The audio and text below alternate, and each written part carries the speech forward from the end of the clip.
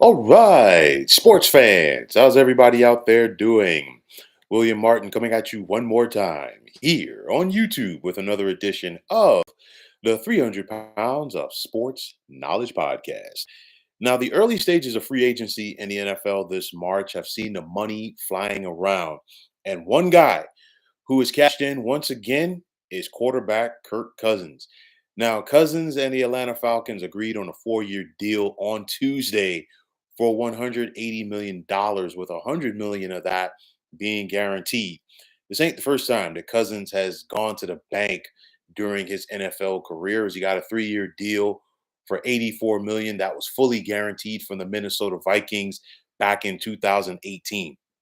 Cousins then signed a 2-year extension with the Vikings in 2020 for 66 million. That was also fully guaranteed, while signing a 1-year deal last season with the Vikings for 35 million, which was also fully guaranteed. And Cousins is set to cash in on another hefty payday here, as the Falcons are hopeful that he is the missing piece to make them a playoff contender.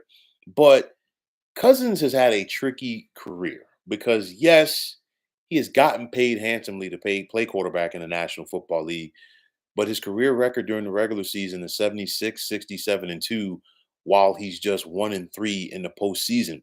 Now, make no mistake about it, Cousins will put up passing stats. He's got a career completion percentage near 67, but unfortunately, it really doesn't amount to anything. There's several guys that we can say that about in the National Football League.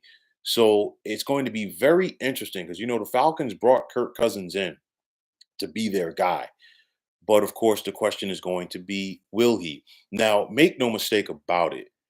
Kirk Cousins, a veteran quarterback who's coming off of an Achilles injury, is still better than anybody who the Falcons had on their roster last year at quarterback.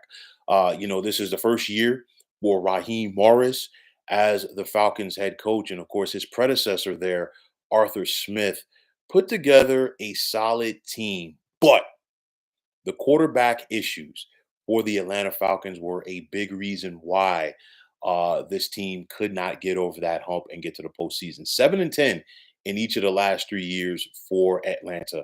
The last couple of years saw the NFC South as a very winnable division. 2022, in fact, saw the Bucks win that division with a losing record, and then Tampa went 9-8 this past season to win that division. So it was very winnable. You got a lot of talent there on this team, and of course, if you're the Falcons and you want to bring in a guy like Kirk Cousins, maybe you had to overpay, like some of us will perceive them doing with Kirk Cousins. Again, he'll put up the stats, but you got a guy in his mid 30s who's coming off of an Achilles injury. So you look at it, I'll say this. The Falcons with Kirk Cousins, they are better right now than they were a week ago due to that quarterback position. But you look at it, you still got to worry about the Bucks in this division, the three-time defending champs. We don't know what's going to come of the Saints, and we don't know how much that the Carolina Panthers can improve. But if you're the Falcons, I think at the very least, you are now in the mix to say, hey, we are a postseason contender. I think the Falcons, will be right there with the Bucks, pushing for the top spot in this division, because I still don't think anybody's running away with the NFC South. And then if you're the Falcons, you can find yourself, possibly in contention for a wild card spot as well. But when it's all said and done, with the exception of a season here or a season there, and this is no disrespect to Kirk Cousins, he's a 500 quarterback. That's it. That's at the end of the day.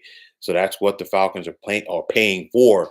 But hopefully, for their sake, he will do just enough to get them over the hump and get them to the postseason. So did the Falcons overpay for Kirk Cousins? Honestly, I will say yes on the surface, but they had to. They had to go a little bit further than the Minnesota Vikings were willing to lure Kirk Cousins down to the ATL. They did that. They offered him. They gave him 100 million guaranteed. They gave him the additional fourth year. But now let's see if Kirk Cousins will be able to live up to his end of the bargain and get the Falcons to the playoffs and possibly do some damage when they get there in January, if they get there in January. I think he'll keep them in playoff contention. Yes. But everything else that I mentioned, I think it's a long shot. No disrespect to him, but we've seen enough of his football resume to know at the end of the day, this is simply who he is. So, folks, that is going to wrap it up. And as always, I want to take this time out to thank all of you for tuning into the 300 Pounds of Sports Knowledge podcast here on YouTube. I want to take this time out to thank all of you fine folks out there for tuning in. And if you have not already, please feel free to subscribe to this channel. Now, if you're on the X formerly known as Twitter, please feel free to follow me at 300 Pounds of Sports. And like I always say, if you follow me, it will be my pleasure to follow you right back. There's also the sports discussion group on Facebook at the Sports Depot 365. Now you can check it out. Drop a line and be a part of one of the better sports debating sites going on social media. So once again, fine folks, my name is William Martin, and I am signing off. And I'm saying take care and have yourselves a wonderful day.